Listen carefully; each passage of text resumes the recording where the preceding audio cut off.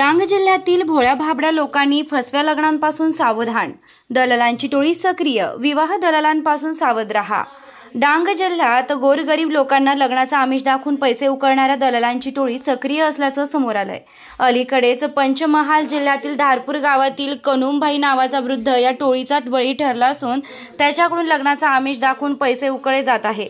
मिळालेल्या माहितीनुसार या फसवणुकीत सहभागी असलेल्या मुख्य व्यक्तींमध्ये ईश्वरभाई राहणार पिपळघोडी यांचा समावेश आहे, जो लग्नाचा आमिष दाखवून पैशांची मागणी करताना व्हिडिओमध्ये स्पष्ट दिसतंय। त्यांच्यासोबत गडविहार गावातील लीलवंतीबेन नावाची महिलाही आहे, ती पैसे घेताना दिसत आहे।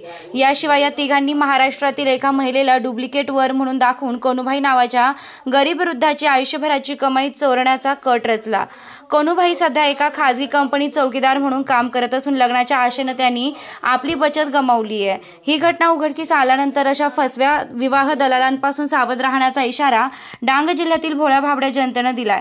माहितीनुसार हे दलाल पीडितांशी करारही करतात आणि दूरध्वनी संभाषणात पैसे परत करण्याचे कबूल करतात, परंतु कनुभाईंना अद्याप पैसे त्यांचे परत मिळालेले नाहीत। या टोळीने यापूर्वी अनेक गरिबांची घरे जाळली असावीत, ही या घटनेवरून स्पष्ट होतंय। डांग जिल्ह्यातील तमाम जनतेला विनंती आहे की अशा कोणत्याही संशयित विवाह दलालांपासून सावध राहावे आणि कोणताही आर्थिक व्यवहार करण्यापूर्वी सखोल चौकशी करावी। असाही काही प्रकार कोणाला आढळल्यास तात्काळ पोलिसांना कळवा। वृत्तसंकलन रमेश महाला, डांग।